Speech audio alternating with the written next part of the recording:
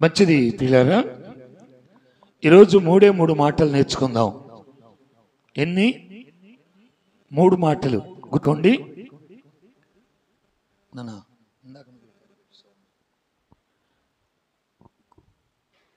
దేవుని పరిశుద్ధ గ్రంథంలో భక్తులు ప్రతి విషయంలో శ్రద్ధగా ఉండాలి. స్తోత్రం. అయితే ఇక్కడ ఈరోజు మనం సామెతల గ్రంథముల నుంచి దేవుని వాక్యాన్ని చదువుకుందాం. సామెతల గ్రంథము చూడండి, 21వ అధ్యాయము 5వ వచనం నుండి చదువుకుందాం. జాగ్రత్తగా వినండి. శ్రద్ధ గల వారిని కొంచెం చూడమించము. శ్రద్ధ గల వారి ఆలోచనలు లాభకరములు, తాళిమి చేత పని చేయి వారికి నష్టమే కలుగు. జాగ్రత్తగా గమనించాలి. 2 మాటలు ఇక్కడ. ఒకటి ఏంటంటే శ్రద్ధ గల వారి ఆలోచనలు లాభకరము అంటే మనం ఎంతో శ్రద్ధగా దేవుని మందిరానికి వెళ్ళే విషయంలో, దేవుని సన్నిధిలో కూర్చునే విషయంలో, దేవుని కార్యక్రమాలు పాల్గొనే విషయంలో, దేవుని మాటలు వినే విషయం అన్నిటిలో కూడా మనం ఒకటి శ్రద్ధ కలిగిన వారమై ఉండాలి. తాళిమి లేక ఒకవేళ పని చేయు వారికి, తాళిమి లేక, అర్థం తెలుసా మీకు? తెలివి. తాళిమి అంటే అర్థం ఏంటి చెప్పండి? తెలివి. ఒకటి శ్రద్ధ గలవారి ఆలోచనలు లాభకరములు. రెండవది తాళిమి లేక అంటే తెలివి లేక పని చేసే వారికి నష్టమే కలుగుతుంది. ఈ విషయాన్ని గుర్తుంచుకోవాలి మీరు. అయితే ప్రియులారా, ఇక్కడ ఈరోజు భక్తులు శ్రద్ధగా నేర్చుకోవాల్సినటువంటి 3 విషయాల గురించి రాత్రి మనం దేవుని వాక్యంలో చూద్దాం. నెంబర్ 1, ఒకటి పరిశుద్ధ గ్రంథములో నెహెమ్యా గ్రంథము 8వ అధ్యాయము 2-3 వచనాలు చూద్దాం. మొదటి మాట, 3 మాటల్లో ఈ మొదటి మాట చూడండి. నెహెమ్యా గ్రంథము 8వ అధ్యాయము 2-3 వచనాలు చదువుదాం. యాజకుడైన ఎజ్రా 7వ మాసము మొదటి దినమున, జాగ్రత్తగా వినాలండి. ఇది ఎప్పుడు అంటే ప్రియులారా, ఎజ్రా శాస్త్రి గారు యాజకుడుగా ఉన్నటువంటి కాలం అది. ఆ కాలంలో ఉన్నటువంటి ప్రాముఖ్యమైనటువంటి మాటను ఈరోజు మనం ధ్యానం చేస్తూ ఉన్నాం. ఎజ్రా శాస్త్రి యాజకుడుగా ఉన్న కాలంలో స్త్రీలు, పురుషులు దేవుని వాక్యము యాజకుడు బోధిస్తూ ఉంటే తెలివి కలిగి శ్రద్ధగా విన్నారట. స్తోత్రం చెప్పండి గట్టిగా. ఎలా విన్నారమ్మా వాక్యం? చెప్పండి. మనం ఎలా వింటున్నాం మరి?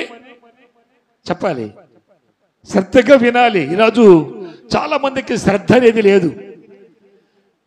దేవుని వాక్యం వినబడుతున్నా, దేవుని మాటలు వినబడుతున్నా, దేవుని యొక్క ఉన్నతమైనటువంటి నామాన్ని మహిమపరుస్తున్నా అనేక మందికి ఆ శ్రద్ధ అనేది లేదు ఈ దినాల్లో. ఆదివారం శ్రద్ధ లేదు, వాక్యం వినే శ్రద్ధ లేదు, వాక్యం చదువుతూ ఉంటే ఖచ్చితంగా దాన్ని వినైనా నేర్చుకునే శ్రద్ధ లేదు, మందిరానికి వెళ్ళాలనే శ్రద్ధ లేదు. చూడండి పిల్లరా, ఆనాటి దినాల్లో భక్తులు నేర్చుకున్న విషయం ఏమిటి అంటే వారు ఎలా విన్నారండి? శ్రద్ధ కలిగి దేవుని మాటలు విన్నారట. ఈరోజు మనము శ్రద్ధ కలిగి ఉంటే, మొదటి మాట చదువుకున్న మనం, శ్రద్ధ కలిగి ఎవరైతే దేవుని వాక్యాన్ని వింటారో వారికి లాభం కలుగుతుంది. స్తోత్రం చెప్పండి గట్టిగా. చాలా మందికి కష్టం. వినాలన్నా కష్టమే, శ్రద్ధగా చదవాలన్నా కష్టమే, శ్రద్ధగా దేవుణ్ణి ఆరాధించాలన్నా కష్టమే, శ్రద్ధగా దేవుని మందిరానికి వెళ్ళాలన్నా కష్టమే, శ్రద్ధగా దేవుని సన్నిధికి వెళ్ళాలన్నా కష్టమే. ఏ విషయంలోనైనా శ్రద్ధగా ఈ శ్రద్ధ అనే మాట ప్రాముఖ్యమైంది. అయితే ఒక విషయాన్ని మీరు గుర్తుంచుకోవాలి. ఇక్కడ పరిశుద్ధ గ్రంథములు ఏముంది అంటే దేవుని వాక్యం విన్నా మనకు శ్రద్ధ ఉండాలి, దేవుని వాక్యం చదివినా మనకు శ్రద్ధ ఉండాలి, దేవుని సన్నిధికి వెళ్ళినా మనకు శ్రద్ధ ఉండాలి, దేవుని మాట వినబడుతున్నప్పుడు దేవుణ్ణి ఆరాధించడానికైనా మనకి శ్రద్ధ ఉండాలి ప్రియులారా. శ్రద్ధ లేకపోతే వారికి మరొక మాట పెట్టారు, తెలివి లేనటువంటి వారంట. తాళిమి లేకుండా, తెలివి లేకుండా నువ్వు ఏ పని చేసినా, ఎంత చేసినా అది ఏం కలుగుతుంది?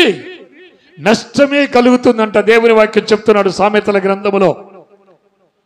నువ్వు దీవించబడాలని దేవుడు ఆశపడుతున్నాడు, నువ్వు మేలు పొందాలని దేవుడు ఆశపడుతున్నాడు, నువ్వు ఆశ్చర్యకరంగా దేవుళ్ళు ఎదగాలని ఆశపడుతున్నాడు. కానీ నీలో ఎందుకని దేవుని మీద శ్రద్ధ లేకుండా పోతుంది? ఆ శ్రద్ధ నీలో కలిగి ఉండాలి, శ్రద్ధ నీకు ఉండాలి ప్రియులారా. ఆలోచించండి, ఎంతమందికి వాక్యం చదవటం వచ్చండి? ఇక్కడ చేతులు ఎత్తండి ఒకసారి. వాక్యం చదివేవారు ఎంతమంది ఉన్నారు? చదవగలిగిన వాళ్ళు చేతులు ఎత్తాలి. ఏదో కుర్చకెత్తకండి, ఇట్లా ఇట్లా ఎత్తితే రేపు దీవెన కూడా ఇంతవరకే వచ్చి ఆగిపోద్ది, ఇంతవరకు రాదు. చదవగలిగిన వాళ్ళు నేను చూసి ఇప్పుడు ఒక 4-5 చూశాను ఇక్కడ. వాక్యం చదవగలిగి ఎన్ని రోజుకి మీరు ఎన్ని అధ్యాయాలు చదువుతున్నారు చెప్పండి? మాట్లాడాలి మీరు. ఎవరైనా సరే వార్తాపత్రికల్లో కానీ టీవీ ఛానల్లో కానీ ఒక్కొక్కరికి 5,000 రూపాయలు ఉచితంగా ఇస్తున్నారు అంటే వాళ్ళ శ్రద్ధ అంతా అక్కడే ఉంటుంది, వాళ్ళ ఆలోచన అంతా అక్కడే ఉంటుంది. ఏం చదవాలో మళ్ళీ మళ్ళీ చదువుతారు, దాన్ని మళ్ళీ మళ్ళీ చదువుతారు. వినబడిపోతే మళ్ళీ మళ్ళీ వింటారు. కారణం ఏంటి అంటే వాటి మీద ఉన్న శ్రద్ధ, లోకం మీద ఉన్న శ్రద్ధ దేవుని మీద, వాక్యం మీద ప్రజల్లో లేదు ప్రియులారా. నువ్వు శ్రద్ధ కలిగి వాక్యం చదవటం ప్రారంభించినప్పుడు, నువ్వు శ్రద్ధ కలిగి దేవుని మాటలు విన్నప్పుడు నీకు లాభం కలుగుతుందని దేవుని వాక్యం సెలవిస్తుంది. స్తోత్రం చెప్దాం ప్రియులారా. లోక విషయాల్లో ఎంత శ్రద్ధ ఉంటుందండి. అనేకమైన లోకపరమైన విషయాల్లో ఎన్నో రకాల శ్రద్ధ అండి వాళ్లకు, శ్రద్ధ. కానీ దేవుని విషయంలో అయితే ప్రియమైన వాళ్ళారా, ఒక విషయాన్ని గుర్తుంచుకోండి. ఇక్కడ ప్రాముఖ్యంగా దేవుని విషయం ఏమిటంటే శ్రద్ధ కలిగిన వారమై మనం ఉండాలి. ఏముండాలమ్మా మనకి చెప్పండి? వాక్యం శ్రద్ధ కలిగి చదువుతున్నారా అమ్మా? గవర్నమెంట్ వారు ఓ పథకం ఏదైనా ఇస్తున్నారు అంటే ఎంత శ్రద్ధ కలిగి వెళ్తామండి. ఆఫీసుల చుట్టూ తిరుగుతాం, ప్రజల చుట్టూ తిరుగుతాం, అందరి చుట్టూ తిరుగుతాం, కానీ అధికారుల చుట్టూ తిరుగుతాం. కానీ దేవుడు అన్నిటికీ అధికారి అయినటువంటి దేవుని వాక్యం శ్రద్ధగా చదవలేవు, శ్రద్ధగా వినలేవు, దేవుని మందిరానికి శ్రద్ధగా వెళ్ళలేవు. ఏంటి కారణం అంటే ప్రియమైనటువంటి వాళ్ళారా, నీ లాభం కలగకపోవడానికి అదే ముఖ్య కారణం అని గుర్తుంచు. ఈరోజు దేవుడు మాట్లాడుతున్నటువంటి మాట చాలా ప్రాముఖ్యమైంది. ఇక్కడ నెహెమ్యా కాలములో, ఆయన ఎజ్రా శాస్త్రిగా ఉన్నటువంటి ఆ కాలములో ప్రజలు ఎలాగున్నారో మరొకసారి చదువుదాం చూడండి. ఆ జనులందరూ గట్టిగానే చదువు, మైకుంది నీ దగ్గర, గట్టిగా చదువు. ఎట్లున్నారమ్మా? శ్రద్ధ ఉందా, శ్రద్ధ లేకుండానా? మాట్లాడాలి మీరు.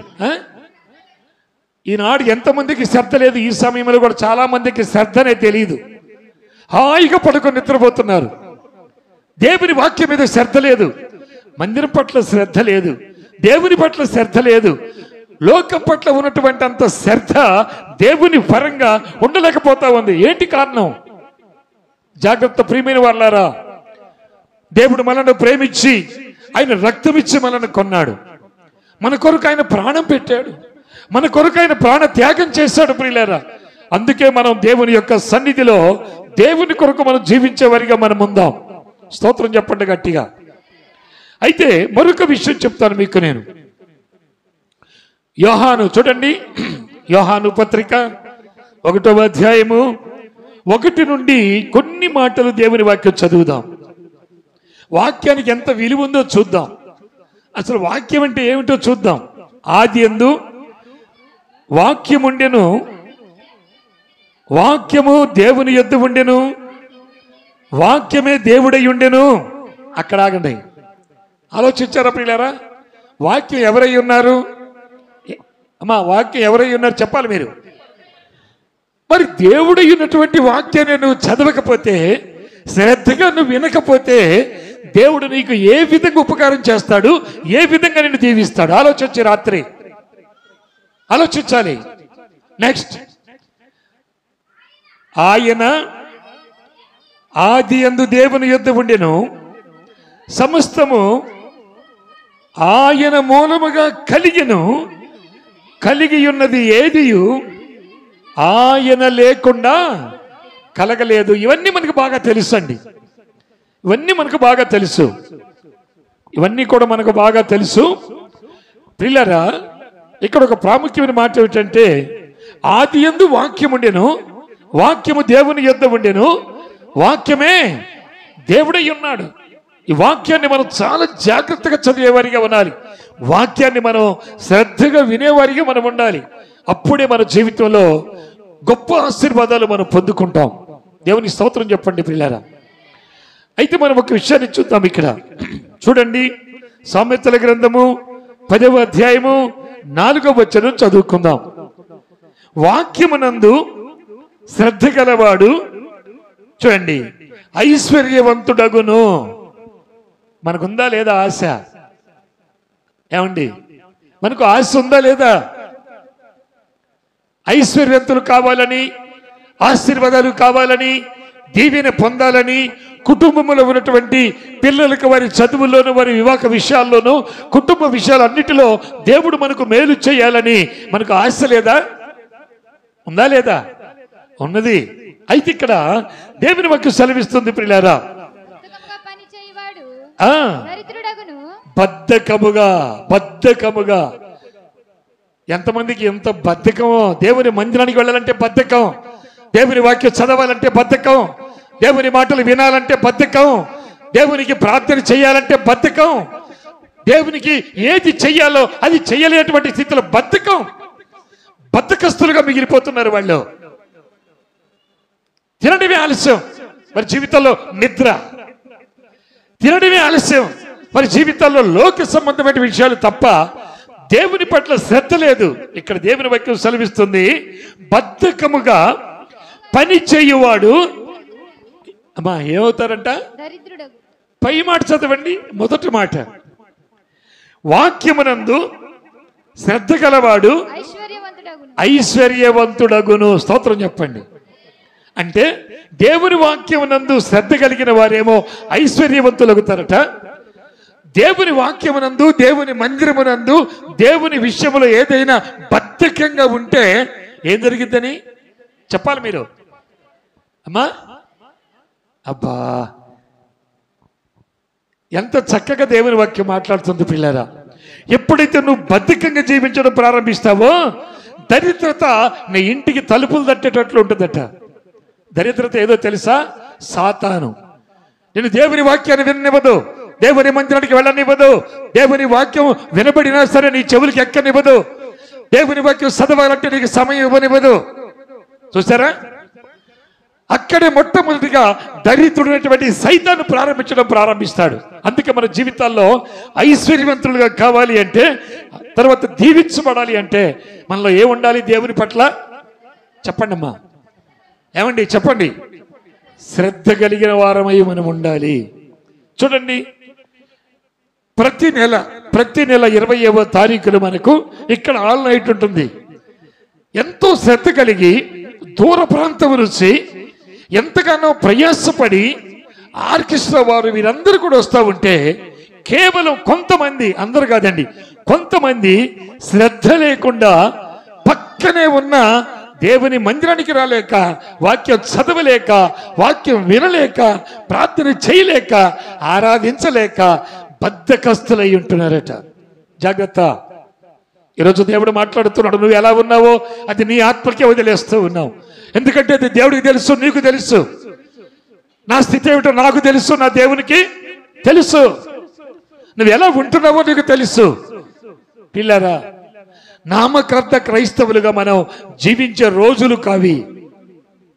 అందుకే పౌలు భక్తుడు ఒక మాట అంటాడు, భక్తి కలిగిన వారి మరి చెప్పుకుంటూ దాని శక్తిని ఆశ్రయించలేని వారిగా ఉంటున్నారు. చూడండి, వారికి ఎటువంటి లాభాన్ని చూడలేరు. ప్రియులారా, లాభాన్ని చూడలేరు.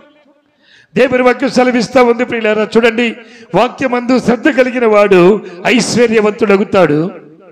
అలాగనే బద్ధకంగా పని చేసేవాడు దరిద్రుడవుతాడని దేవుని వాక్యం సెలవిస్తా ఉంది. నువ్వు రక్షించబడాలి, నువ్వు బాగుపడాలి, నీ పిల్లలు దీవించబడాలి, నీ పిల్లలకు మంచి మార్గం నడవాలి అంటే దేవుని వాక్యము తప్ప వేరొకటి బాగు చెయ్యదు. స్తోత్రం చెప్పు. కీర్తన గ్రంథము 119వ అధ్యాయము 9వ వచనములో యవ్వనస్తులు దేని చేత తమ నడతను శుద్ధి చేసుకుంటారు అని వాక్యం అయితే, సమాధానం ఆన్సర్ ఏముందో తెలుసా? అది నీ వాక్యము చదువుట వలనే వారు శుద్ధిపరచబడతారు. స్తోత్రం. ఏమండి, మీ కుమారులు మీ కుమార్తెలు పిల్లలుగా ఉన్నప్పుడే దేవుని వాక్యముల రుచి వారికి తెలియాలి. ఆ శ్రద్ధ వాళ్ళలో కలిగించాలి. ఆ శ్రద్ధ వాళ్ళలో కలిగినప్పుడు ప్రియమైన వాళ్ళారా, వారి జీవితాలు వెలుగుమయంగా మార్చబడతాయి. యోహాను సువార్త 1వ అధ్యాయంలో చూడండి, మరొక విషయం 5వ మాట 4వ వచనం, ఆయనలో జీవముండెను, ఆ జీవం మనుషులకు వెలుగై ఉండెను, ఆ వెలుగు చీకటిలో ప్రకాశించుచున్నది గాని చీకటి దాన్ని చెప్పాలి గ్రహించడం లేదు. ఈనాడు ఎంతమంది గ్రహించడం లేదు వాక్యాన్ని? ఈనాడు ఎంతమంది గ్రహించలేకపోతున్నారు పిల్లరా?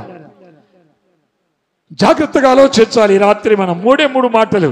నెంబర్ 1 మొదటి మాట ఏమిటంటే, వాక్యము పట్ల చదవటం కానీ వినటం కానీ నువ్వు శ్రద్ధ కలిగి జీవించాలి. నువ్వు దీవించబడాలి అంటే, నువ్వు ఆశీర్వదించబడాలి అంటే, ఉన్నతమైన దేవుని కృప నువ్వు పొందాలి అంటే నువ్వు చేయాల్సిన పని ఏమిటంటే వాక్యము పట్ల శ్రద్ధ కలిగి ఉండాలి. స్తోత్రం చెప్పండి.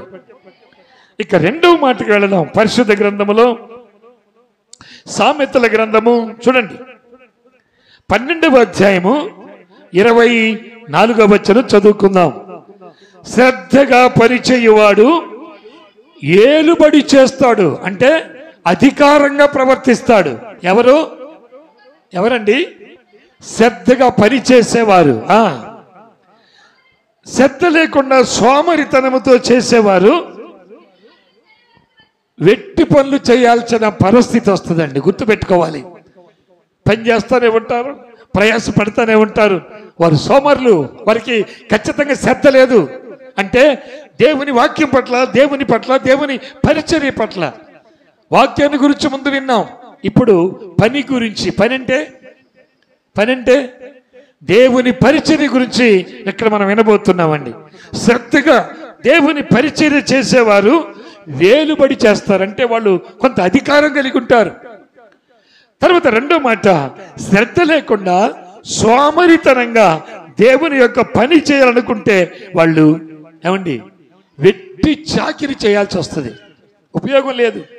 లోకపరమైనటువంటి విషయంలో నువ్వు ఎంత ఎట్టి చాకిరి చేసిన ప్రయోజనం లేదు. కానీ దేవుని యొక్క సన్నిధిలో, దేవుని యొక్క మందిరంలో నువ్వు పరిచర్య చేయడం ప్రారంభిస్తే నువ్వు దీవించబడతావు. స్తోత్రం చెప్పండి గట్టిగా. ఈ సందర్భంలో మీకు ఒక విషయం చెప్తాను నేను. నిర్గమకాండము చూడండి, 17వ అధ్యాయము 11 నుండి చదువుకుందాం. ఇక్కడ ఒక మంచి మాట మనకు కనబడుతుందండి. ఈ విషయాన్ని మనం జ్ఞాపకం చేసుకొని ముందుకు వెళదాం. మోషే జాగ్రత్తగా రాలండి. మోషే తన చెయ్యి పైకెత్తుతున్నాడు. సందర్భం ఏమిటో తెలుసా ప్రియులారా? ఆ సంఘంలో చాలా మంది ఉన్నారు. చాలా మంది, మొత్తం ఎంతమంది తెలుసా? ఆ ప్రజలు ఎంతమంది తెలుసా మీకు? 36 లక్షల మంది ఉన్నారు. కానీ మోషే కోరుకుంది ఒక ఇద్దరు కోరుకున్నాడట. ఎవరు వాళ్ళిద్దరంటే అహరోను, ఊరు. వీళ్ళిద్దరిని కోరుకున్నాడు. ఊరు, అహరోను వీళ్ళిద్దరు కూడా ప్రియమైనటువంటి వాళ్ళారా, దేవుని పరిచర్య పట్ల, దేవుని పని పట్ల, సేవకుల పట్ల, ఇంకా దేవుని యొక్క సన్నిధిలో చేయాల్సిన పరిచర్య పట్ల శ్రద్ధ కలిగిన వారై ఉన్నారు. దేవుని స్తోత్రం. ఒకసారి అమాలేకీయులు యుద్ధానికి వచ్చారు.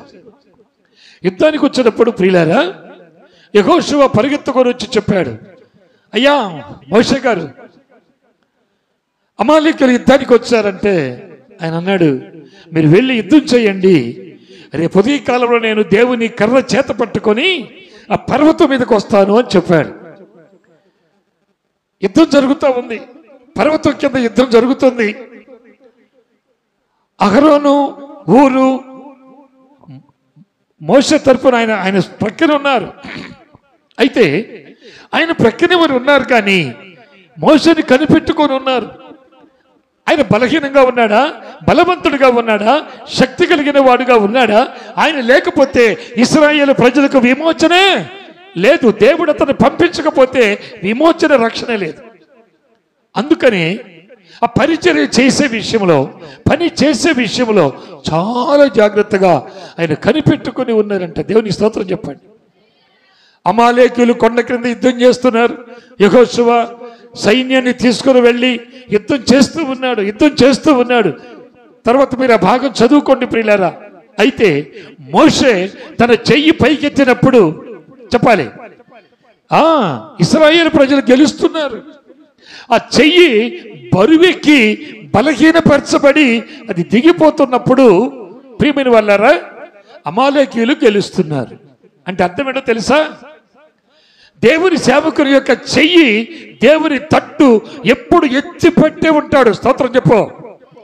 ఆ సంఘము, ఆ ప్రజలు దీవించబడాలంటే కేవలం సేవకుడు దేవుని వైపు తన చెయ్యి ఎత్తిపట్టి ఉండాలి. ఆమేన్. ఎత్తిపట్టి ఉన్నప్పుడు, ఒక్కొక్కసారి బలహీనపరచబడుతున్నప్పుడు ఆ సంఘములో ఉన్న వాళ్ళు బలపరిచే రీతిగా నిలబడేవారిగా ఉండాలి. స్తోత్రం.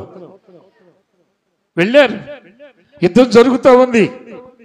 మోషే చూశాడు, ప్రభు వైపు చూశాడు, తన చేతిలో కర్ర ఎత్తి పట్టుకున్నాడు. అయితే యుద్ధంలో యెహోషువ సైన్యం గెలుస్తూనే ఉంది. ఎప్పుడైతే చెయ్యి బరువెక్కిపోయి, బాధ కలిగి, కష్టమైపోయి ఒక్కొక్కసారి చెయ్యి కిందకు దిగుతుందో అప్పుడు అమాలేకీయులు గెలుస్తున్నారు, ఇశ్రాయేలు ప్రజలు ఓడిపోతున్నారు. అది ఎవరు గమనించారు చెప్పాలి మీరు? ఆ విషయం ఎవరు గమనించారు? అహరోను, హూరు ఇద్దరు గమనించారు. ఓహో, సేవకుడు కనుక ఒకవేళ చెయ్యి ఎత్తకపోతే, ప్రార్థన చెయ్యకపోతే, దేవుని కర్ర ఎత్తకపోతే మనకు అపజయమే కలుగుతుంది, జయం ఉండదని వాళ్ళు గుర్తించారు. వెంటనే వాళ్ళు ఏం చేశారో తెలుసా? పరిగెత్తుకుని పోయి ఒక రాయి తెచ్చి ఆ రాయి అక్కడ వేసి సేవకుడిని రాయి మీద కూర్చోబెట్టి, జాగ్రత్తగానండి, ఆ వైపు ఒకరు, ఈ వైపు ఒకరు సేవకునికి సపోర్టుగా నిలబడ్డారంట. స్తోత్రం చెప్పగట్టిగా. మనం నిలబడుతున్నాము మరి? ఆలోచించండి. సంఘంలో మనం సపోర్టుగా నిలబడుతున్నామా? నిలబడితే మీరు ధన్యులే.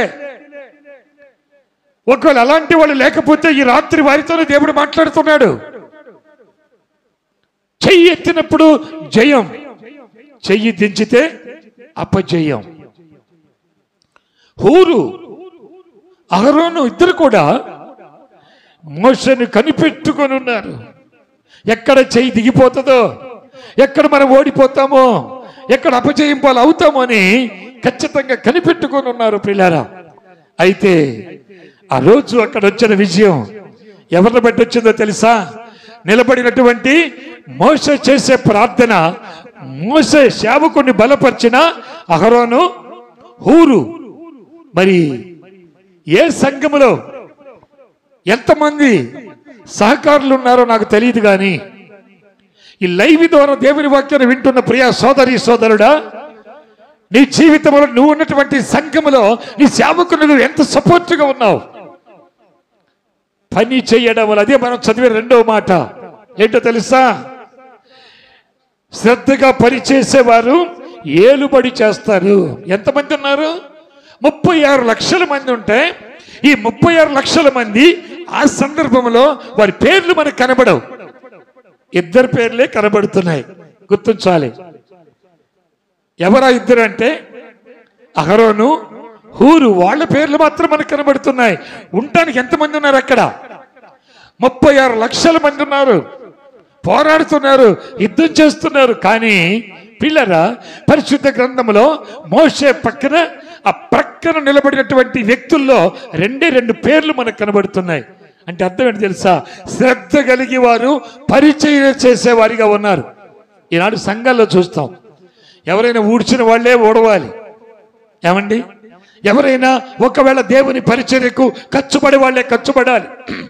ఒకవేళ దేవుని యొక్క ఎలాంటి కూడికలు జరుగుతుంటే ముందుకు వచ్చేవారే వస్తారు, అందరూ రాలేకపోతున్నారు. జాగ్రత్త సుమా. నువ్వు చేసే పరిచర్లు ఏముండాలండి? ఏముండాలమ్మా? శ్రద్ధ కలిగిన వారమై ఉండాలి. దేవుని వాక్యం చదివే విషయంలో, దేవుని వాక్యం వినే విషయంలో ఎలా ఉండాలి? మనం చెప్పాలి, శ్రద్ధ కలిగిన వారై ఉండాలి. తరువాత పరిశుద్ధ గ్రంథంలో చూడండి, మనం గొప్పవాళ్ళు అవ్వాలి అంటే మన పేరు పరిశుద్ధ గ్రంథంలో ఈనాడు మనం లేకపోయినా మన పేరు సంఘాల్లో ఇక ముందు ఎదుగుతున్నటువంటి పిల్లల వారి హృదయాల్లో మన పేర్లు ఉండాలి అంటే, మనం వారికి మాదిరిగా ఉండాలి అంటే పరిచర్యలో మన వంతు మనం ఖచ్చితంగా శ్రద్ధ కలిగి చేసేవారిగా ఉండాలి. స్తోత్రం చెప్పండి. మీకు ఒక విషయాన్ని చూపిస్తాను. 5 సంవత్సరాల పిల్లవాడు దేవుని మందిరంలో సేవకుని దగ్గర ఎలాంటి పరిచర్య చేశాడో, ఎంత శ్రద్ధ కలిగి చేశాడో ఒకసారి మీకు నేను చూపిస్తాను. చూడండి, సమూయేలు మొదటి గ్రంథము 3వ అధ్యాయము 3 నుండి 11 వరకు తర్వాత చదువుకోండి. ఇప్పుడు మీరు 3వ వచనం చదవండి. మైక్ తీసుకోండి, చదవండి. చూడండి, దేవుని యొక్క మందిరములో ఏలి గారు వృద్ధుడైపోయారు, సేవకుడు వృద్ధుడైపోయాడు. కళ్ళు మందగిల్లిపోతూ ఉన్నాయి, కళ్ళు కనబడడం లేదు, లేచే ఓపిక లేదు, నడిచే ఓపిక లేదు, మాట్లాడే స్థితి లేదు. అయినా తాను మందిరాన్ని విడిచిపెట్టలేదు, పరిచర్య విడిచిపెట్టలేదు. స్తోత్రం. పరిచర్య చేసేవాళ్ళు కావాలి. దేవుణ్ణి అడిగితే దేవుడు ఎవరిని పంపించాడు? సమూయేలు వయసు ఎంత? నాకు తెలిసి 4-5 సంవత్సరాల వయసే. చిన్న వయసులో తల్లి తీసుకొని వచ్చి పరిచర్యకు విడిచిపెట్టింది. అతను పరిచర్య చేస్తూ ఉంటే అతని మీద దేవునికి ఇష్టం కలిగింది. స్తోత్రం. మీ పిల్లలు పరిచర్య చేయడానికి వెళ్ళమంటే అంత తేలిగ్గా మీరు పంపించలేరు. చాలా మంది వారి పిల్లల్ని పరిచర్యకు పంపించరు, దేవుని మందిరంలో పరిచర్య చేయడానికి పంపించరు. వారు చేయకపోగా పిల్లలు కూడా నేర్పలేరు. కానీ పిల్లరా, దేవుడు సమూయేలుని చూసి, అతని పరిచర్యను చూసి అతనితో మాట్లాడడానికి ఇష్టపడ్డాడు. స్తోత్రం. అక్కడ తర్వాత మీరు చదువుకుంటే అక్కడ ఏముందో తెలుసా? దేవుడు మాట్లాడటం అంట అరుదైపోయింది. అంటే ఆయన మాట్లాడటమే చాలా కాలం అయిపోయింది. కానీ సమూయేలును చూసి దేవుడు మాట్లాడాలనుకున్నాడు. ఆమేన్. దేన్ని బట్టి తెలుసా? చేసే పరిచర్యను బట్టి. రాత్రి మగళ్ళు దేవుని మందిరములో పరిచర్య చేసేవాడు, శ్రద్ధగా చేసేవాడు. ఒకరోజు రాత్రి పడుకుని బాగా నిద్రపోతూ ఉంటే దేవుడు పిలిచాడు. ఆయనకి ఇష్టమైంది. సమూయేలు అనగానే ఎక్కడికి పరిగెత్తాడు ఆయన? ఎక్కడికి వెళ్ళాడమ్మా? వాళ్ళ తల్లి కాడికో తండ్రి కాడికో ఇంటిలో దగ్గరకు పరిగెత్తలేదండి, సేవకుడి దగ్గరకు పరిగెత్తాడు. అయ్యా, ఏంటి నన్ను పిలిచారా? ఏం అవసరం? నేను ఏం చేయాలి చెప్పండి అయ్యా అంటే కళ్ళు కనపడవు, కళ్ళు మందగిలిని. ఆయన అన్నాడు, అయ్యా నేను నిన్ను పిలువలేదు, వెళ్ళి పడుకో. మళ్ళీ పడుకున్నాడు. దేవుడు మళ్ళీ సమూయేలు అని పిలిచాడు. పిలవగానే మళ్ళీ పరిగెత్తుకొని వెళ్ళాడు. అయ్యా నేను నిన్ను పిలువలేదయ్యా. ఎంత శ్రద్ధ అండి! ఒకసారి పిలిస్తే చాలు. విశ్వాసులు అయినటువంటి వాళ్ళు కూడా ఒక్క మాట ఒకసారి వింటే రెండోసారి ఎదురుతిరిగి చూస్తారు, అంతే, వెనక్కి తిరిగి వెళ్ళిపోతుంటారు. చిన్నవాడు పరిచర్య చేయడానికి. అమ్మా, దేవుని మందిరంలో పరిచర్య, బ్రదర్ మందిరంలో పరిచర్య చేయాలంటే చెప్పినప్పుడు వింటాం, కానీ ఆ తర్వాత ముఖం తప్పించేస్తారు. కానీ చిన్నవాడైనా ఎంత శ్రద్ధ కలిగి ఆయన దేవుని యొక్క పరిచర్య చేస్తున్నాడో మనం ఆలోచించాలి. 2 సార్లు అయిపోయింది. దేవుడు మళ్ళీ పిలిచాడు 3వసారి. మళ్ళీ వెళ్ళి, అయ్యా మీరు నన్ను పిలిచారా? చూడండి, నిద్రపోయే టైం, 4-5 సంవత్సరాల వయస్సు, పిలుపు వినగానే లేచి పరిగెత్తి పనిలోనే ఉంటున్నాడు. ఎంత శ్రద్ధ అండి పరిచర్య చేయడంలో. మనకుందా శ్రద్ధ? ఆలోచించండి, మీరు ఆలోచించాలి. అయ్యా నాకు అది కావాలి, నీకు ఇది కావాలి, నేను అదే అయిపోవాలి, నేను ఇలా అయిపోవాలి, ఈ కోరికలన్నీ ఉంటాయి కానీ అసలు చెయ్యాల్సింది మాత్రం చెయ్యరు. సమూయేలు చెయ్యాల్సింది చేశాడు. ఇశ్రాయేలు ప్రజలందరి మీద కూడా అతను ఒక ప్రవక్తగా చేశాడు దేవుడు. ఆమేన్. ఏది కొరత లేకుండా చేశాడు. ఏముండాలి మనకి? వాక్యం చదవడానికి, వాక్యం వినడానికి, మందిరానికి వెళ్ళడానికి, దేవుని ఆరాధించడానికి ఏముండాలి? శ్రద్ధ. శ్రద్ధ అండర్లైన్ చేసుకోండి. రెండవది, దేవుని మందిరంలో పరిచర్య చేయడానికి, దేవుని పని చేయడానికి, దేవుని పిలుపు వినడానికి, దేవుల్లో ఎదగడానికి, దేవుల్లో మన పిల్లలు, మన కుటుంబము ఆస్వాదించబడడానికి మనం ఏం చేయాలి? పరిచర్య. ఎలా చేయాలి అమ్మా చెప్పండి కొంచెం. చూసారా పిల్లరా? సమూయేలు చిన్నవాడే కానీ ఆత్మీయ జీవితంలో, భక్తి జీవితంలో చాలా గొప్పవాడండి. చాలా గొప్పవాడు. శ్రద్ధ కలిగి ఎప్పుడు దేవుని పరిచర్య కొరకు ప్రాకులాడేవాడు. వాక్యం చదవటంలో ఆశపడి ఉండేవాడు. వాక్యం వినడంలో ఆశపడి ఉండేవాడు. సేవకుడు ఏం చెబుతాడో వినాలని రెడీగా ఉండేవాడు. మనమా ఈ దినాల్లో ఆలోచించండి పిల్లలు. రాబోతున్న దినాలు చాలా కఠినమైన దినాలు రాబోతా ఉన్నాయి. చాలా క్లిష్టమైన పరిస్థితులు రాబోతున్నాయి. మనం దేవుని పట్ల శ్రద్ధ లేకపోతే, దేవుని పట్ల శ్రద్ధ కలిగి ఉండకపోతే, వాక్యం పట్ల శ్రద్ధ కలిగి ఉండకపోతే, దేవుని పరిచర్య పట్ల, దేవుని మందిరం పట్ల శ్రద్ధ కలిగి మనం ఒకవేళ ఉండకపోతే, ఒకానొక దినమున దేవుడు ఎక్కడున్నాడో ఎతకాల్సి వచ్చిన పరిస్థితి కలుగుతుంది. జాగ్రత్త. ఈరోజు నువ్వు బాగానే ఉన్నావు, బాగానే తింటున్నావు, బాగానే తిరుగుతున్నావు, దేవుని చేత ఆస్వాదించబడ్డావు, బలంగానే ఉన్నావు అనుకుంటున్నావే తప్ప భక్తి కలిగిన వారి మరి చెప్పుకొని దాని శక్తిని ఆశ్రయించలేకపోతే ఒకానొకప్పుడు దాని విలువేమిటో మనకు తెలియపరచబడుతుంది. జాగ్రత్త. రెండో విషయం చూసాం ప్రియమైన వాళ్ళారా. సమూయేలు ఇశ్రాయేలు ప్రజల్లో ఆనాటి ప్రవక్తల్లో మొదటి ప్రవక్త సమూయేలు. స్తోత్రం చెప్పగట్టగా. న్యాయాధిపతులు ఉన్నారు, అంతకంటే ముందు దేవుని ఎరిగిన వాళ్ళు ఉన్నారు, దేవుని మాట విని నడిపించబడిన వాళ్ళు ఉన్నారు. కానీ ప్రవక్తలు వచ్చేటప్పటికి మొట్టమొదటిగా సమూయేలునే దేవుడు ప్రవక్తగా ఏర్పాటు చేశాడు. స్తోత్రం. దేన్ని బట్టి చెప్పాలి మీరు నాకు చెప్పండి. ఒకటి దేని వల్ల శ్రద్ధ? దేనికి? ఒకటి వాక్యము చదవటం, వాక్యం వినటం, దేవుని మాట దేవుని మాటకి విలువేయటం, దేవుని వాక్యానికి శ్రద్ధగా వినటంలో ప్రియమైన వాళ్ళారా చాలా జాగ్రత్త కలిగి మనం ఉండాలి. నెంబర్ 2, రెండవది ఏ విషయంలో చెప్పాలి? పరిచర్య చేసే విషయంలో. స్తోత్రం. ఏమండి, ఇతరులకు, బంధువులకు, స్నేహితులకు, శ్రేయోభిలాషులకు ఒకవేళ నువ్వు రాత్రి పగళ్ళు పరిచర్య చేసినా నీకు ఏ ఉపయోగం లేదు. గుర్తుపెట్టుకో. ఏదో ఒకరోజు అమ్మా నేను నీకోసం ఎంత పరిచర్య చేశాను, అన్నా నీకోసం నేను ఎంత పరిచర్య చేశానంటే నీలాంటి వాళ్ళు చాలా మందిని చూసాం పో అంటారు. అవునా కదా? అదే ప్రభు యొక్క పరిచర్య మనం శ్రద్ధ కలిగి చేస్తే, ప్రభువా నేను నీ మందిరంలో ఎంత పరిచర్య చేశాను, నీ వాక్యం చదవడంలో, నీ వాక్యం వినడంలో ఎంత శ్రద్ధ కలిగి ఉన్నాను, నీ పరిచర్య చేయడంలో చాలా శ్రద్ధ కలిగి ఉన్నాను ప్రభు అంటే, ప్రభు నీకు తగిన ప్రతిఫలం దేవుడిని అనుగ్రహిస్తాడు. ఆమేన్.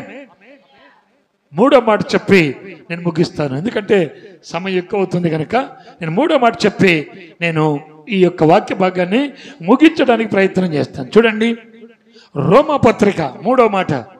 2 మాటలు గుర్తున్నాయా? ఒకటేంటి చెప్పండి అమ్మా? శ్రద్ధ కలిగి వాక్యం శ్రద్ధ కలిగి చదవాలి, వినాలి. రెండవది శ్రద్ధ కలిగి దేవుని మందిరములో పరిచర్య చెయ్యాలి. మూడవది చదువుకుందాం.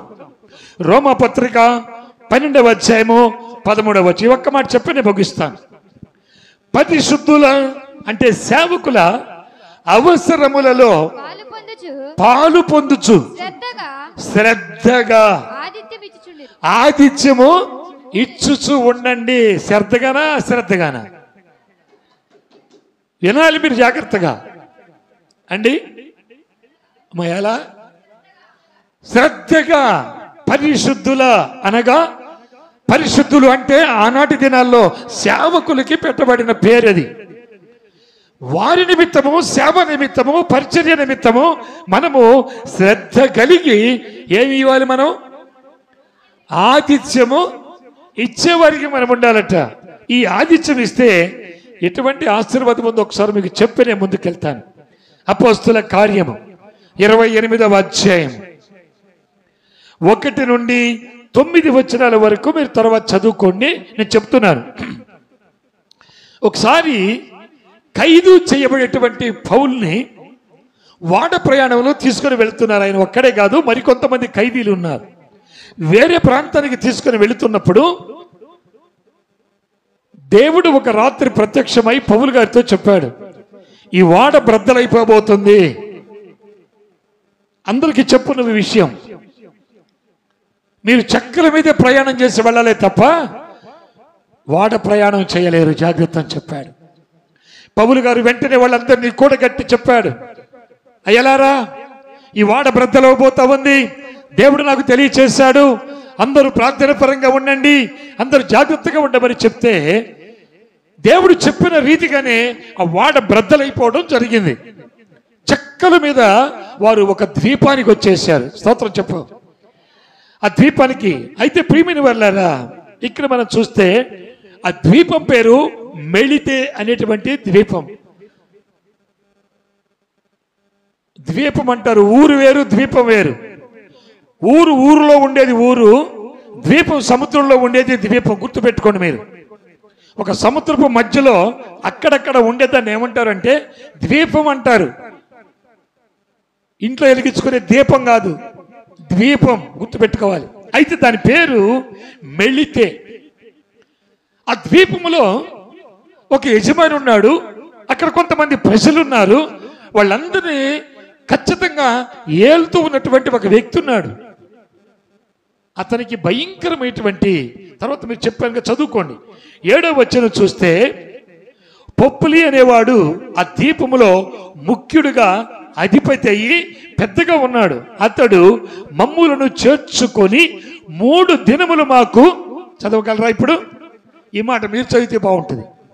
పొప్లి అని ఒకడు ఆ ద్వీపములో ముఖ్యుడు, ఆ ద్వీపములో ముఖ్యుడు, అతనికి ఆ ప్రాంతములో భూములుండెను. ఆ ప్రాంతంలో భూములున్నాయి, ఆస్తులున్నాయి, గొప్పవాడు. అతడు మమ్మును చేర్చుకొని 3 దినములు స్నేహభావముతో, అతడు మమ్ములను తన ఇంటిలోనికి చేర్చుకొని స్నేహభావముతో 3 దినములు మాకు స్నేహభావముతో ఆతిథ్యం ఇచ్చెను. చాలు, స్తోత్రం చెప్పండి గట్టిగా. పౌలెవరో ఆయనకు తెలియదు, జాగ్రత్తగా గమనించండి. అసలు ఈ పౌలు గారు ఎవరో తెలియదు, వీళ్ళు ఎక్కడి నుంచి వచ్చారో తెలియదు. కానీ అతన్ని చూడగానే, అతన్ని చూసి ఇతడు ఖచ్చితంగా దేవుని యొక్క సేవకుడు, లేకపోతే వాళ్ళ భాషలో వాళ్ళ విధంలో దేవుడు ఎంచుకున్నాడంట. కారణం ఏంటంటే వాళ్ళు నిషేధించినటువంటి ఒక పాము, అది ఎవరు చెయ్యిన పట్టుకుంటే కరవడానికి వాళ్ళు ఖైదీలని గుర్తు వాళ్ళకి. కానీ ఆ చెయ్యి పట్టుకున్నప్పుడు ఆ సలిమంటలు దాన్ని ఇదిలిచ్చినప్పుడు కాలిపోయిందంటే అది కరిచిన పౌలు భక్తుడికి ఏమీ కాలేదట. స్తోత్రం చెప్పగట్టిగా. ఎంత గొప్ప విషయం ప్రియులారా. అందుకని వాళ్ళు ఇతడే దేవుడుగా భావించుకొని రండి మా ఇంటికని తీసుకుని వెళ్ళారు. చాలా మందికి చూడండి, సేవకులకు ఆతిథ్యం ఇవ్వాలంటే ఎంత సనుగుడు, ఎంత కొనుగుడు, ఎంత బాధో, ఎంత కష్టమో, ఎంత శ్రమో వాళ్ళకి. కానీ ఆతిథ్యం ఎంత విలువైందో ఈ 3వ మాటలో మీకు తెలియజేస్తున్నాను. శ్రద్ధ కలిగి ఆతిథ్యం ఇచ్చాడు. అక్కడ రాయబడిన మాట అది. శ్రద్ధ కలిగి శ్రద్ధగా ఆతిథ్యం ఇవ్వండి, ఆతిథ్యం ఇవ్వండి మీరు అని చెప్తుంది దేవుని వాక్యం.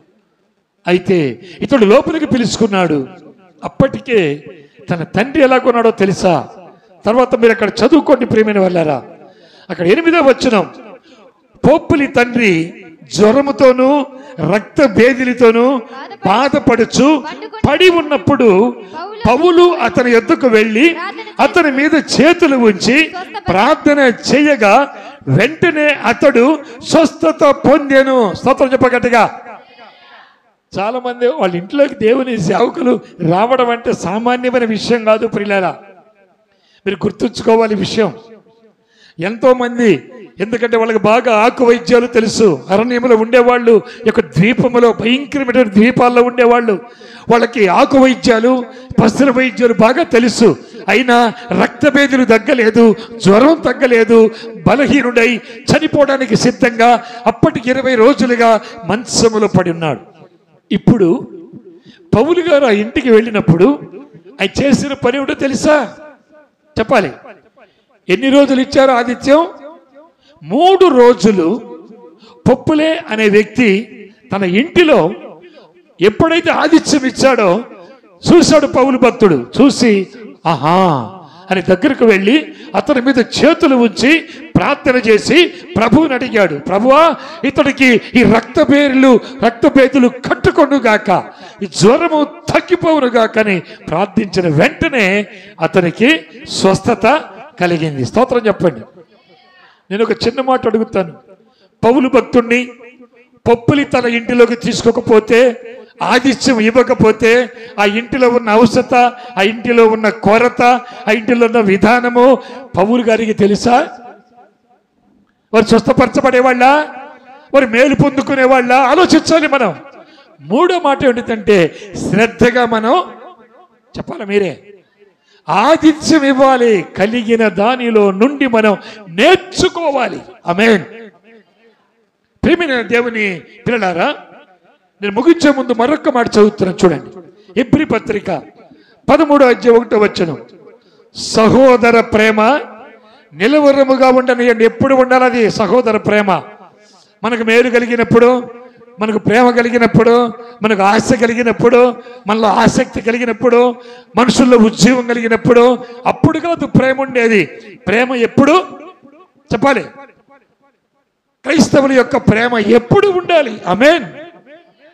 ఇక్కడ సహోదర ప్రేమ నిలవరముగా ఉండనీయుడి, ఆతిథ్యము చెయ్యుట మరువకుడి. ఏముందమ్మా అక్కడ? చదవరా లేదా? ఏం తీస్తున్నారు మీరు? హెబ్రీ పత్రిక 13వ అధ్యాయము 1వ వచనం దగ్గర చూడండి. అది అమ్మా చదవండి ఇప్పుడు. సహోదరుల ప్రేమ నిలవరముగా ఉండనీయుడి, ఆతిథ్యము చేయుట మరిచిపోకండి. జాగ్రత్తగా రాలి. కొందరు ఎరుగకనే. వాళ్ళు ఎవరు వస్తున్నారు, వచ్చేవాళ్ళు ఎవరు, వాళ్ళకి ఇస్తే మనం ఏం జరుగుద్ది అని ఎరుగకనే దేవదూతలకు ఆతిథ్యము చేసిరి. ఎవరండి? ఎవరిచ్చారు చెప్పాలి మీరు. మరి ఇన్నాళ్ళు ఏ వాక్యాలు వింటున్నారు మీరు? అబ్రహాము. ఎస్, అబ్రహాము తెలియదు ఆయనకి. వెండవేళల తర్వాత మీరు చదువుకోండి. ఆదికాండము 18వ అధ్యాయము 1 నుండి మీరు చదువుకున్నప్పుడు ఆయన చిందూర వృక్షము దగ్గర డేరాలో కూర్చొని ఎండవేళల ప్రార్థిస్తూ ఉంటే తండ్రి, కుమార, పరిశుద్ధాత్మ ముగ్గురు మానవ రూపము ధరించిన వారై తన ఇంటికి వస్తున్నారు. ఆమేన్. మనుషులుగా వచ్చారా లేకపోతే దేవుడే వచ్చాడా? చూసారా? తెలియదు ఆయనకి. మనుషులు అనుకున్నాడు.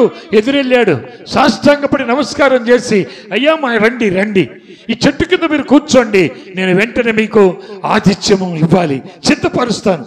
వెంటనే వెళ్ళాడు, తన కలిగిన దానిలో నుంచి చిత్తపరిచాడు, తీసుకొని వచ్చాడు. వెంటనే వారికి చక్కగా ఆతిథ్యం ఇచ్చాడు. తర్వాత వాళ్ళు వెళ్తూ ఊరకెళ్ళారా? మీరు జాగ్రత్తగా వినాలి. 3 రోజులు పొప్లి పౌలు గారిని తన ఇంటిలోనికి చేర్చుకొని ఆతిథ్యం ఇస్తే ఆయన ఊరికనే వెళ్ళాడా? మరి ఏం జరిగింది అక్కడ? తన తండ్రి స్వస్థపరచబడ్డాడు. ఇక్కడ అబ్రహాము గారు తనకు కలిగిన దానిలో నుంచి ఆతిథ్యం ఇస్తే ఇక్కడ ఏం జరిగిందో తెలుసా? పోయేటప్పుడు అడిగాడు, అబ్రహామా, ప్రభువా, ఇక్కడ శారా ఎక్కడ? అదిగో ప్రభు డేరా పక్కనే ఉంది. ఓహో, ఆ డేరా దగ్గరికి వెళ్ళి, సారా వచ్చే సంవత్సరం మీదటికి మళ్ళీ మేము ఇదే రోజుల్లో ఇక్కడికి వస్తాం, అప్పటికి నువ్వు గర్భవతి అయి ఒక కుమారుని కంటావు అని చెప్పాడు. స్తోత్రం చెప్పండి గట్టిగా. వాళ్ళు ఊరకనే వెళ్ళారా?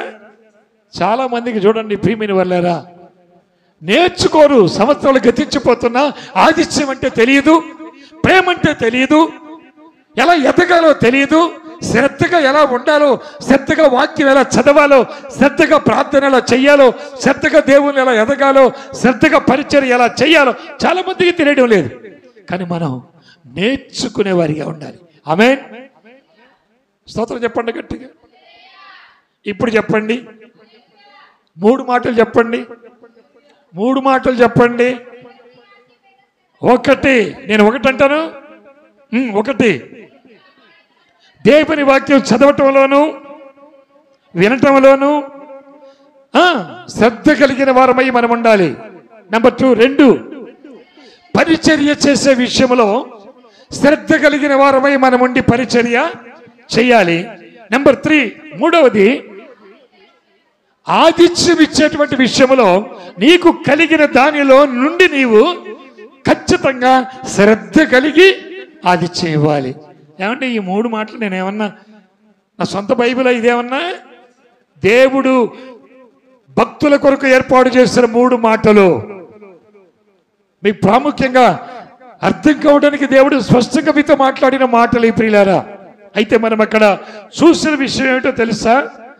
ఇంకా చాలా విషయాలు ఉన్నాయి. ఆతిథ్య విషయంలో సేవకుడికి ఆతిథ్యం ఇచ్చి దారిలో వెళుతుంటే ఇంట్లో తెచ్చి పెట్టుకున్నటువంటి ఒక స్త్రీ ఉంది. ఎవరు చెప్పండి?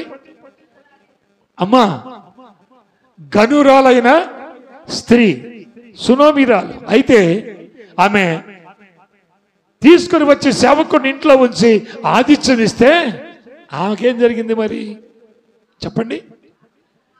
సంతానం లేదు, కానీ అక్కడ సంతానం ఇచ్చాడు దేవుడు. స్తోత్రం. వీటిని బట్టి చూస్తే ఇంకా చాలా ఉన్నాయి. మరొకసారి చెప్తాను మీకు, నేను 2వ భాగంలోకి వెళ్ళినప్పుడు చెప్తాను. అయితే ఇక్కడ ఒక విషయాన్ని గుర్తించాలి మనం. శ్రద్ధ కలిగినటువంటి వాక్యం చదివేవారు, ప్రార్థన చేసేవారు, నిజంగా దేవుడు వారిని ప్రేమించి ఐశ్వర్యవంతులుగా చేస్తాడు. ఆమేన్. పరిచర్య విషయంలో, మందిర పరిచర్య చేసే విషయంలో శ్రద్ధ కలిగి ఎవరైతే చేస్తుంటారో అట్టి వారిని దేవుడు ఐశ్వర్యవంతులుగా దీవిస్తాడు అన్ని విధాల. ఐశ్వర్యం అంటే ఒక ఆమంట ఆదివారం దేవుని మందిరానికి వచ్చేది. దేవుని మందిరానికి వచ్చి ఈ మాట విని ఐశ్వర్యవంతులుగా చేస్తామనగానే ప్రతిరోజు బయటికి వెళ్ళి ఆదివారం పైకి చూసేదంట. ఎందుకు? పైనుంచి మీరు విన్నారు కదా మలాకి గ్రంథంలో ఒక మాట, ఏమని? ఆకాశవాకుడు నేను ఇప్పుతానన్నప్పుడు ఆమె రోజు వెళ్ళి వాక్యం శ్రద్ధగా వినటం లేదు, మందిరంలో పరిచర్య చేయదు, ఆదిత్యంలో శ్రద్ధగా ఉండదు. కానీ ఆ విషయం ఎక్కడ శ్రద్ధ ఉంది? ఇప్పుడు ఆదివారం ఇక్కడ వాక్యం జరుగుతుంటే, ప్రార్థన జరుగుతుంటే ఏమొచ్చుద్దా, ఏం ఆకాశంలో క్రింద పడుద్దా అని చూస్తూ ఉండేదంట.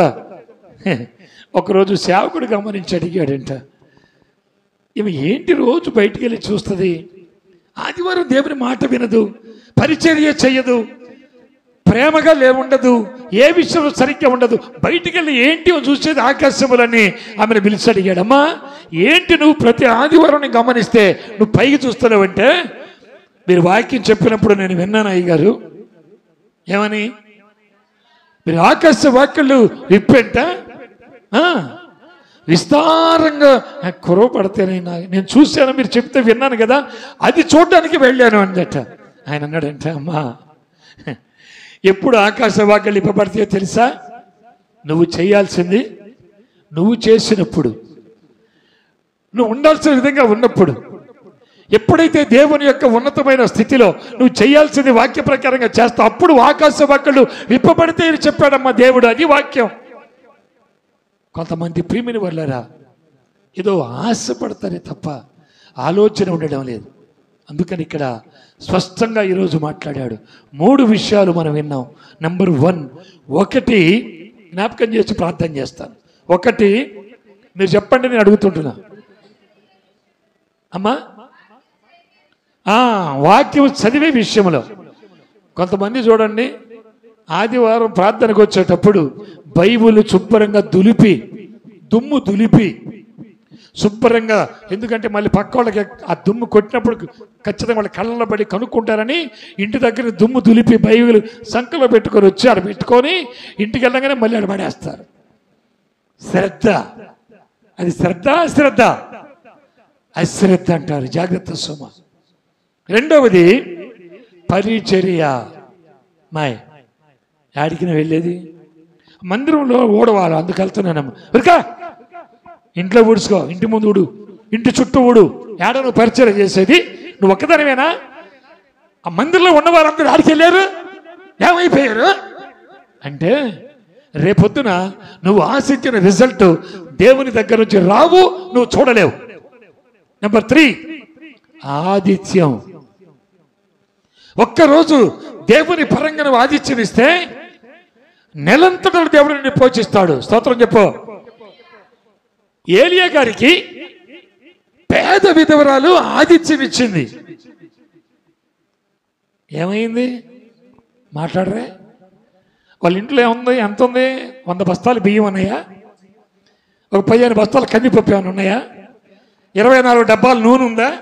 ఏమీ లేదు వాళ్ళ ఇంట్లో, ఏమీ లేదు. 4 బస్తాలు పిండి ఏమైనా ఉందా? పని అది కూడా లేదు. ఉన్నదే కొంచెం పిండి, ఉన్నదే కొంచెం నూనె. అయితే మళ్ళీ దేవుడు వర్షాన్ని పంపించి పంటలు సమృద్ధిగా పండే వరకు ఆ పిండి అయిపోలేదు, ఆ నూనె తగ్గిపోలేదు. స్తోత్రం చెప్పాడు గట్టిగా. కారణం ఏంటో తెలుసా? ఏలియా గారికి ఆమె ఇచ్చిన ఆదిత్యాన్ని బట్టి. ఆమేన్. సోదరి సోదరుడా, నీ జీవితంలో నేర్చుకో.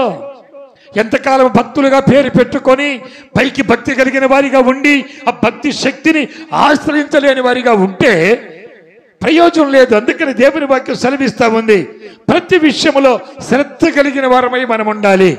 అలాంటి శ్రద్ధ కలిగిన జీవితం మనకు కావాలి. మనం అలాంటి నడవడిలో మనం నడిచినప్పుడు దేవుడు మన పట్ల శ్రద్ధ కలిగిన వాడై మనం అడిగింది మనకిస్తూ, మనం కావాలంతా మనకిస్తూ, మనల్ని, మన కుటుంబాలని, మన పిల్లల్ని ఆశీర్వాదంగా బలపరుస్తూ దీవిస్తాడు. ప్రార్థన చేసుకుందాం 3 విషయాల గురించి. మీ హృదయంలో ప్రార్థన చేయండి. ప్రభువా, ఈ 3 విషయాలు నేను ఖచ్చితంగా ఉంటున్నానా? ఎక్కడైనా బ్రేక్ పడిందా? చేయి ప్రార్థన. ఒక్క నిమిషం ప్రార్థన చేయాలి. ఒక్క నిమిషం. అయ్యా, 3 విషయాలు ఈ రాత్రి మేము నేర్చుకున్నాం. అవును ప్రభువా, నా జీవితంలో వాక్యం చదవగలను, వినగలను. నాకు చెవుడు లేదు, చదవడానికి చదువు లేకుండా లేను. నాకు అన్ని నువ్వు ఇచ్చావు, కానీ వాక్య విషయంలో చదవలేకపోతున్నాను, వాక్య విషయంలో వినలేకపోతున్నాను ప్రభువా. క్రమంగా వాక్యములో ఉండలేకపోతున్నాను తండ్రి. కనికరించు. ఒక శ్రద్ధ కలిగి నీ వాక్యం చదవడానికి, నీ వాక్యం ధ్యానించడానికి, నీ వాక్యం వినడానికి నాకు మనసు కలుగు చేయమని అడుగు ప్రభువుని. రెండవది, నీ మందిరములో పరిచర్య చేయడానికి, నీ మందిరములో పరిచయడానికి ప్రభు సేవకులకు సపోర్టుగా నిలబడి నీ సేవ పరిచర్యలు నిలబడడానికి మీరు సహాయం చేయండి అయ్యా. నాకు అలాంటి ఆశ కలిగించండి, అలాంటి ఆకాంక్ష నాలో కలిగించండి, అలాంటి శ్రద్ధ నాలో కలిగించమని ప్రభువుని అడగండి. మూడవది, నీవు నాకు ఇచ్చిన దానిలో నుండి నేను ఆదిత్యం కూడా నేర్చుకుంటే అది ప్రేమపూర్వకంగా నేను ఇచ్చే ఆదిత్యాన్ని బట్టి ప్రేమపూర్వకంగా మీరు నన్ను దీవించబోతున్నారు. ఆ విషయాల్లో మీరు నాకు సహాయం చేయమని అడుగు. సహోదరి సహోదరుడా, ఈ లైవ్ ద్వారా వింటున్న చూస్తున్న ప్రతి కుమారుడా కుమారి అడుగు దేవుణ్ణి. దేవుడు నిన్ను ఆశీర్వదించబోతున్నాడు, దేవుడు నిన్ను బలపరచబోతున్నాడు, దేవుడు నీకు ఆతిథ్యతను ఇవ్వబోతున్నాడు. ఎంత ఆధిక్యతను ఇవ్వబోతున్నాడు అంటే నీ 3 క్రియలను బట్టి. కృపా కనికరం కలిగిన తండ్రి పరిశుద్ధుడా, నిత్య నివాస్యమైన దేవా నీకు స్తోత్రాలు తండ్రి. ఈ 3 విషయాల్లో ప్రతి బిడ్డలను మీరు బలపరచండి అయ్యా. వాక్యమే మీరై ఉన్నారు తండ్రి, వాక్యములో తండ్రి నాయన ప్రతి బిడ్డలు ఉతికి స్నానము చేయించమని పౌరు భక్తుడు మాట్లాడాడు. వాక్యంలో నీ బిడ్డలు ఎదిగేవారిగా చేయి తండ్రి. నీ మందిరంలో పరిచర్య చేసేవారిగా, నీ పని చేసేవారిగా ప్రతి బిడ్డలు మీరు సిద్ధపరచండి. ఆ విషయంలో గొప్ప శ్రద్ధ కలిగిన వారిగా చేయండి. మూడో విషయంలో మీరిచ్చే దానిలో నుంచి ఆతిథ్యం ఇస్తూ ప్రభువా అత్యధికమైన దీవెన ఆశీర్వాదాలు పొందేటట్లుగా చేయి. కృపలో మీరు జ్ఞాపకం చేసుకొని వారి జీవితాల్లో గొప్ప ఆశీర్వాదాలు పొందేవారిగా చేయండి. కొంతమంది భక్తులు మేము జ్ఞాపకం చేసుకున్నాం ప్రభువా, నిజంగా వారి జీవితాలు ఇచ్చిన ఆతిథ్యాన్ని బట్టి ఎంతో ఆధిక్యత పొందుకున్నారు తండ్రి. ఆశీర్వదించబడ్డారు. ఈనాడు ఈ ప్రజలు కూడా తండ్రి అలాంటి ఆశీర్వాదాలు పొందుకునే వారిగా చేయండి. ఈ రాత్రి వేళలో నీ బిడ్డలతో మీరు మాట్లాడిన మాటలు వారి హృదయంలో స్థిరంగా మీరు స్థిరపరచి బలపరచమని యేసయ్య పరిశుద్ధ నామములో ప్రార్థించి అడిగి వేడుకుంటున్నాను పరమ తండ్రి. ఆమేన్.